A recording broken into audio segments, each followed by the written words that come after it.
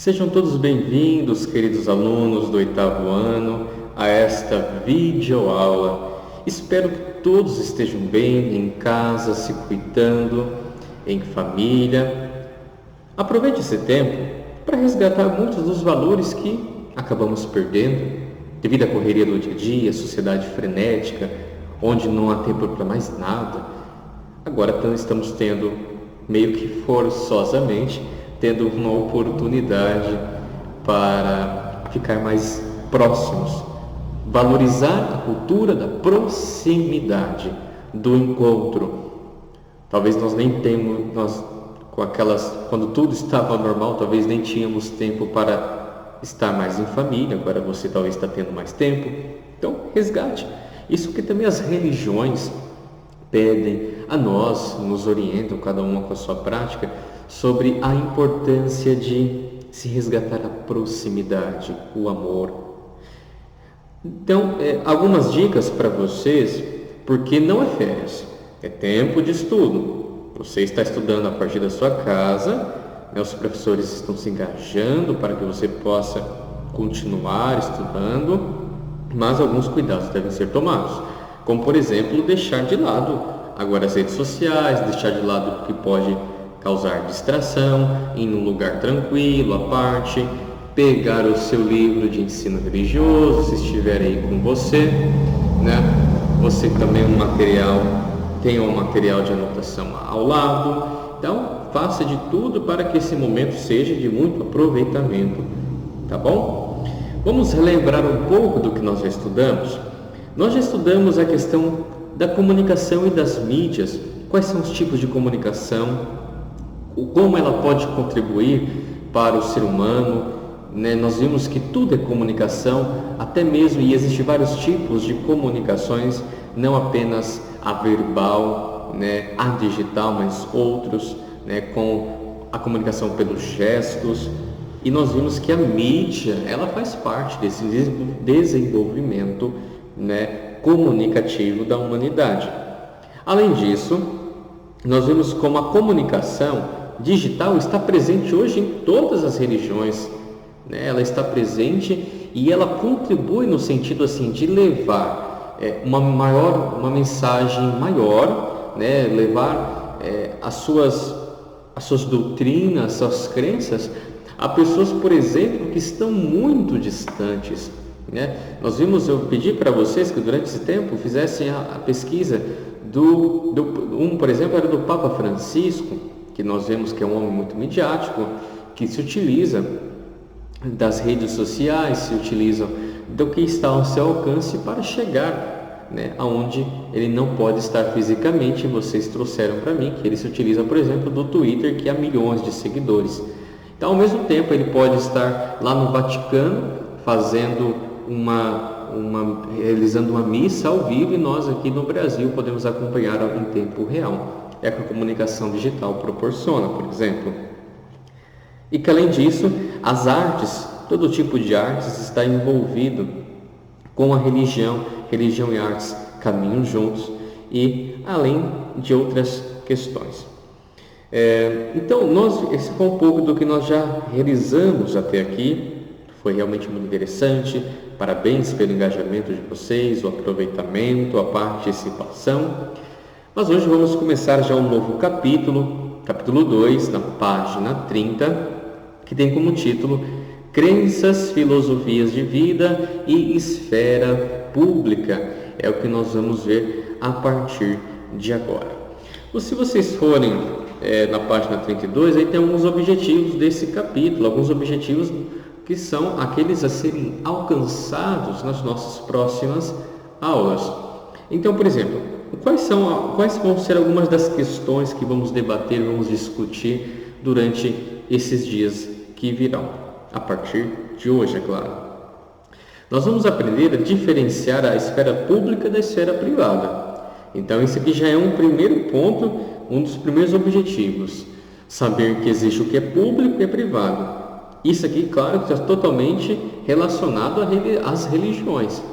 Existe algum lugar em que se deve respeitar uma crença do outro, um lugar que é público, e eu não devo impor a minha religiosidade? Existe algum lugar que é âmbito privado e lá eu posso manifestar as minhas crenças, os meus posicionamentos, eu posso manifestar a minha ideia de Deus, mas deve ser somente no âmbito privado? No âmbito público eu posso? Então, pode se misturar, é o que nós vamos ver que há diferenças entre o privativo e o público. Isso na religião, isso na política e isso em todas as dimensões da vida. O segundo objetivo é identificar a presença das religiões na esfera pública. Nós somos, praticamente no Brasil, a maioria são cristãos. Existe sim também outras religiões que devem ser valorizadas, mas em números, a maioria de nós somos cristãos. E como a religião cristã está presente, por exemplo, na esfera pública, como ela influencia, pode atrapalhar, pode acrescentar, contribuir, como as outras religiões também que existem no Brasil, elas estão presentes na sociedade, na esfera pública. Um terceiro objetivo é refletir, levar a reflexão, ao pensamento, sobre as relações entre Estado e religião, considerando a legislação brasileira. Nós sabemos que no Brasil o Estado é laico, não assume como política de Estado uma religião específica, mas deve dar a liberdade, o incentivo para que todos possam escolher a partir da sua consciência a sua fé, a sua religião. Mas como a legislação, as leis brasileiras pensam essa questão e como que política, religião podem caminhar juntas, como que podem se contribuir uma com a outra, mas há problemas nessa mistura, nessa composição toda. No Brasil, será que nós vemos uma mistura do âmbito privado com o público, uma mistura que pode até atrapalhar, causar efeitos negativos de religião e política, é o que nós vamos discutir também. E o outro objetivo é conhecer a prática de políticas públicas para a promoção da liberdade de pensamento de crença. É o que eu acabei de dizer aqui, O Estado é laico, então ele deve promover. O fato do Estado ser laico não significa que não se pode falar de Deus ou não se pode falar de religião. É diferente. O Estado laico, o Estado, enquanto política de Estado, não assume uma religião oficial, mas deve valorizar, promover a liberdade das consciências, a liberdade das religiões, a liberdade de cada um escolher seguir o que quiser, também como deve promover até a liberdade daqueles que não querem acreditar em nada, os ateus, por exemplo.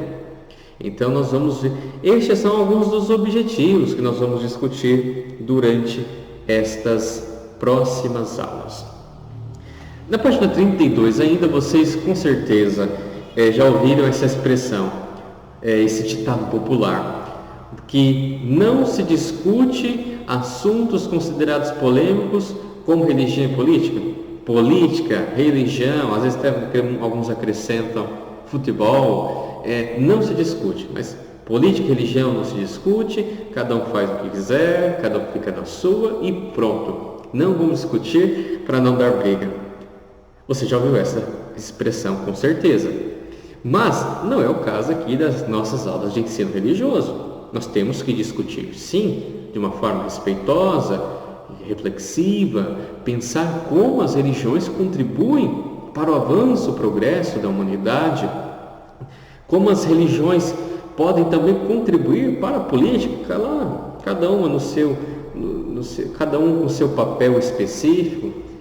Mas será que mesmo nós não podemos discutir política, posicionamentos? Nós estamos numa democracia e na democracia há vários posicionamentos. Será que não se pode então falar que não concordo com a visão desse governo, de outro governo, desse político, daquele partido? Não, nós temos que discutir. Nosso papel. Nós somos seres humanos, nós temos reflexão, nós temos essa capacidade para discussão, mas aqui é tudo de uma forma saudável, Não é sair para a briga, não é ser intolerante, não é nesse sentido. Eu não concordo, eu não voto no seu governo, eu não voto no seu político, eu não quero mais conversar com você. Não é assim. Ah, você é de outra religião, você é de outra igreja, então eu não quero ter amizade, não quero ter convivência. Não é dessa maneira. Então, na página 32, vocês podem ler o texto, vocês verificarão. As religiões ajudam o ser humano a conectar-se com o que acreditam ser sagrado, construindo experiências de fé e de esperança. Então, toda religião que tem essa ligação com o transcendente, com o sagrado, que nos eleva, ela ajuda a entrarmos em união com o que é sagrado, com o que está além das nossas forças, com o que está além da materialidade, da nossa humanidade, e nos traz experiências maravilhosas de fé, experiências que nos fazem crescer, que nos fazem ver a vida de uma maneira diferente. E além disso, traz esperança diante das calamidades do mundo, esperança de tantas coisas erradas que vemos, uma esperança que tudo um dia pode melhorar. Então a religião também compartilha desta virtude que nós não podemos perder, que é a esperança, a capacidade de sempre acreditar que tudo pode ser melhor. Mas e o que a política pode acrescentar então? Ela é a arte ou a ciência de governar. No processo de governo, ideias e correntes políticas diversas são assumidas. Então, a política é uma ciência, é um modo de governança, é um modo de convivermos. Política, gente, não é apenas partidarismo. Política não é apenas defender um partido político. Política não é apenas defender alguém quer que seja que está se assumindo lá como tal, na sua função. A discussão sobre essas discussões que nós estamos fazendo aqui agora é política. A política é mostrar visões, mostrar posicionamentos, talvez querer convencer o outro, mas assim, não no sentido somente partidário, mas tem todos outros sentidos, diálogos, visões, concepções. Isso é fazer política. Nós temos que enxergar além. O conceito político é muito mais amplo, é muito maior. Então, nesse processo, numa democracia, por exemplo, várias visões são assumidas, vários posicionamentos, e assim, esse jogo de visões, de posicionamentos, deve estar sempre em equilíbrio, para que não haja ditaduras, não haja falta de liberdade, expressões que são consequências negativas de um poder ditatorial, por exemplo, em que não se respeita, não se valoriza um outro posicionamento. Então, sim, a política ela pode ajudar muito. Talvez muitos não queiram discutir porque acham que o sistema em si está corrompido, não tem como, quem entra lá com boa vontade se corrompe, mas isso não é só isso política. Política vai além. Então nós temos que pensar sim, que elas são importantes e estão relacionadas ao conteúdo das questões da esfera privada e esfera pública. Ainda na página 32, você vai verificar que infelizmente nem sempre é pacífica a convivência de crenças e pensamentos. No campo das religiões, isso pode ocorrer por uma agressividade na defesa das próprias crenças ou pela falta de aceitação das crenças alheias como a imposição de uma única opinião. Realmente, entre a esfera religiosa, a convivência religiosa, há ainda muito o que melhorar, ainda muito o que percorrer, porque ainda há muita agressividade. Não se aceita, não se tem tolerância pelo que o outro acredita, pelo que o outro pensa, falta aceitação, muitas vezes por ignorância, por não conhecer o que o outro acredita, o que o outro pensa, e acabamos desrespeitando e até agredindo por o outro pensar de uma maneira diferente acerca da religiosidade. Este é um dos grandes objetivos durante todos esses anos que vocês foram levados a criar essa consciência, respeito, tolerância. Quando a gente estuda religião, estuda ensino religioso, estuda uma outra religião, que é diferente da nossa, o objetivo não é levar você a se converter a outras religiões, mas o grande objetivo é você sim fortalecer a sua crença, fortalecer a sua fé, aquela que você já está inserido, mas além disso, conhecer para respeitar. Nós muitas vezes criticamos sem saber. Esse é o objetivo destas aulas de ensino religioso. Na página 33, vocês verão aí que uma área em que se exerce alguma atividade intelectual ou física pode ser chamado de esfera. Vamos pensar agora nessa palavra, a esfera. O que é uma esfera? É um campo, uma área, um ambiente em que se exerce atividades intelectuais, por exemplo, na escola, na sua aula, na sua turma, no 8º ano. Aqui é uma esfera intelectual, é um ambiente de intelectualidade onde você está exercendo a sua parte racional, o seu intelecto. Um campo físico, uma esfera física de um trabalho, por exemplo, que exige muito o trabalho manual, exige muito esforço, ali é uma esfera física. Então são lugares. A sua família é uma esfera, a esfera familiar. Então vamos pensar agora como público e privado esferas. Então a esfera pública seria o que, de acordo com o nosso livro aqui? Aqui abrange as decisões que dizem respeito à coletividade. Então tudo que diz respeito ao âmbito público, numa política, por exemplo, numa sessão de vereadores, sessão de deputados, senadores, onde ali se discutem questões públicas, ali onde se tomam decisões da maioria, onde a maioria escolhe o que quer para o seu presente e futuro, ali é um âmbito público.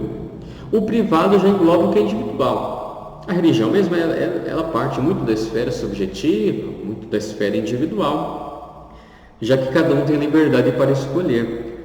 Então, numa igreja, por exemplo, ou numa religião, ali se manifesta práticas, crenças que partem também do individual. Crenças individuais, no qual a religião também ajuda a pensar nesta crença, e lá juntos compartilhamos as mesmas crenças.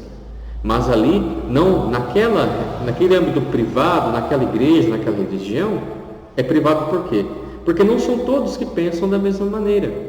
Há outras práticas privadas que pensam de outra maneira, outras religiões, por exemplo. Então, essa é uma esfera pública e privada. Mas isso é algo de agora? Foi criado por nós, essa noção de esfera pública e privada? Não. Estas noções são até mais filosóficas ainda, se nós pensarmos. Ela remonta à Grécia Antiga. E quando falamos de Grécia Antiga, os gregos, já lembramos da filosofia, claro, dos filósofos antigos, filósofos do período antigo. Então, são noções que vêm deles, e nós temos que entender que na Grécia Antiga, a religião exercia forte influência na polis. O que é a polis? Polis é cidade. É aquela cidade onde se valoriza uma democracia, e lá todos tomam as decisões juntos. Todos devem tomar as decisões, e onde a maioria exerce a sua vontade, o poder é do povo. Então, na polis, nós temos que entender que lá na Grécia Antiga, a religião não estava separada. A religião exercia forte influência, sim, no dia a dia das pessoas, grandes influências.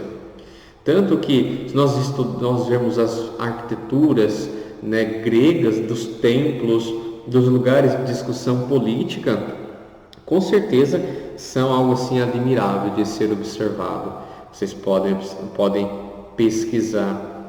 Por exemplo, os templos religiosos se situavam em lugares mais altos das cidades, porque se entendiam que para ter uma proximidade com os deuses, uma religião era um povo muito politeísta, acreditavam em deuses, mais de um, ao contrário de nós somos monoteístas, acreditamos de um Deus só. Os gregos acreditavam em vários deuses, então esses templos ficavam o mais alto possível em uma cidade para ter uma maior proximidade com os deuses. convido você a olhar esta foto, essa imagem da página 33, né? Aí tem um templo na Acrópole de Atenas, aí na cidade de Atenas, aí um templo religioso, ó, num lugar mais alto, vocês podem aí observar. E também esta outra imagem, as ruínas de uma ágora na Grécia, na página 34. A ágora era um lugar onde se reuniam as pessoas também para fazer uma série de atividades religiosas, competições esportivas, assembleias, debates filosóficos, festivais. Aí sim, muita gente se reunia nesse sentido para discursos públicos, enfim. Aí também tem uma arquitetura típica da época. Então, na página 34, um desses lugares de discussão pública, né? Aqui, como eu disse, havia uma mistura entre religião e política, sim, mas também tem essa noção de privado, de público e privado, né? Para algo mais religioso, tinha os templos. Para os debates mais políticos e filosóficos, aí haviam outros ambientes, como a ágora, que era mais para essas questões, mas que também havia, sim, práticas religiosas. Então, aqui fala, o que fala na página 34? Que a ágora era um espaço de reunião entre as pessoas. Nestes lugares se discutiam apenas questões do âmbito público e discussões filosóficas. Então, nesses lugares públicos, ali então iriam se discutir o que é bom para todo mundo, o que pode fazer com que a sociedade avance, melhore, o que podemos fazer para que as pessoas tenham mais justiça, dignidade, né? Discussões filosóficas também que eram tomadas nesses momentos. Temos que lembrar que esses lugares, a arquitetura, repito, a arte fazia muito presente, se faziam presente, sim, e para eles levavam a reflexão. A arte arquitetônica era uma maneira de elevar o espírito para que você pudesse refletir melhor sobre as várias questões. Por isso era muito importante as artes. Vocês na página 35 estão vendo um vaso grego feito entre 470 a.C. e 445 a.C. Retrata uma cena do cotidiano feminino, né, das mulheres daquela época. Aí tem uma cena bem típica, e estava nesses lugares de discussão também, ou nas casas, né, que poderiam também estar no âmbito privado, a casa como âmbito privado. Um outro vaso grego de cerca de 540 a.C., que retrata guerreiros espartanos, né, as guerras gregas dos Espartas, por exemplo, que está retratando uma guerra que era muito comum naquela época. Na página 35, nós temos que entender que, então, como funcionava essa questão da política? Quem era político? A polis na cidade. Quem nascia na polis era chamado de político. Então, um político, como eu já disse, esse conceito mais amplo, não apenas partidário, de partidos políticos, mas um conceito mais amplo que pensa nessas questões todas mais elevadas. Então, quem nascia na cidade era um cidadão. Mas temos que entender que cidadão, não só o fato de nascer na cidade, polis, cidade, você era considerado cidadão. Havia algumas restrições. Por exemplo, mulheres não eram considerados, crianças não eram considerados, escravos não eram considerados, entre outros. Então, o homem livre, o homem político, o cidadão, tinha que ser homem, tinha que ter uma certa idade, tinha que ter um certo recurso financeiro, tinha que ter um certo preparo intelectual, de sabedoria, de conhecimento. Então, não é qualquer um. Hoje, para nós, não. Qualquer um é cidadão. Você nasceu, você tem direitos, você tem deveres, você tem uma cidadania a ser exercida. Para os gregos já não era desta maneira. Então, cidadão político, aquele que nascia, polis, com essas restrições. Isso a maioria homens. O termo cidadania deriva do latim, né? Civitas, significa cidade ou condição daqueles que têm plenos direitos e deveres em uma cidade. Então, aqueles que nasciam com essas condições específicas tinham seus plenos direitos, o que para nós hoje já é um pouco mais diferenciado, essa questão. Então, eu peço que vocês levem em consideração, tá? Está bem? Que há algumas diferenças nesse pensamento de cidadania, cidadão, não são todos que eram considerados. Tragam isso para a época de vocês, no caso da nossa época, e vamos verificar as diferenças. Então, deixo aí 3 questionamentos que vocês deverão fazer e também me entregar, que estão na página 36.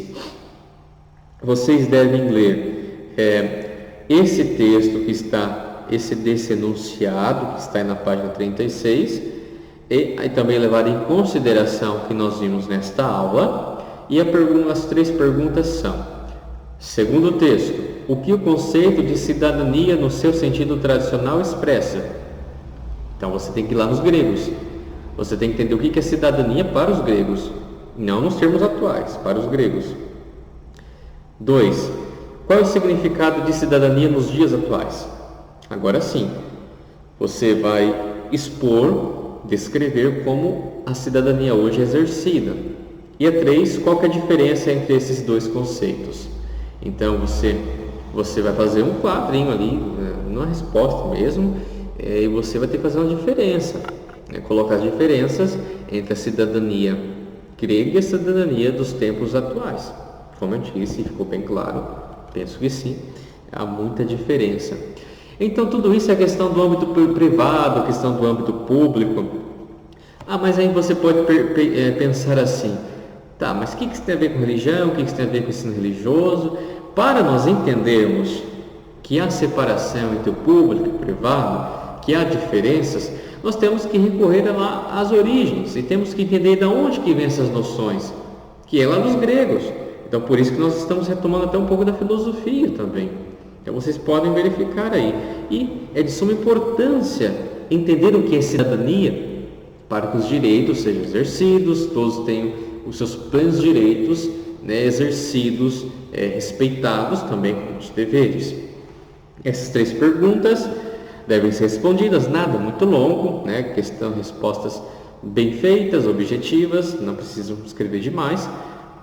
Isso aqui deverá ser entregue para o professor, mas também, agora prestem atenção, havia uma atividade avaliativa que vocês deveriam apresentar no dia 23, segunda-feira, que é daqueles cartazes, dos grupos que ficaram, um grupo teria que pesquisar a arte sacra ou religiosa da Igreja Católica, outro deveria pesquisar a arte evangélica, outro deveria pesquisar a arte urbana e também a arte de objetos que estejam presentes nas nossas cidades. Então isso vocês deveriam colocar no cartaz de vocês, com certeza já devem estar prontos, mas outra parte da nota, além do cartaz feito, outra parte da nota seria a apresentação. Então vocês devem gravar um vídeo de 5 a 10 minutos apresentando o trabalho de vocês, tá bom?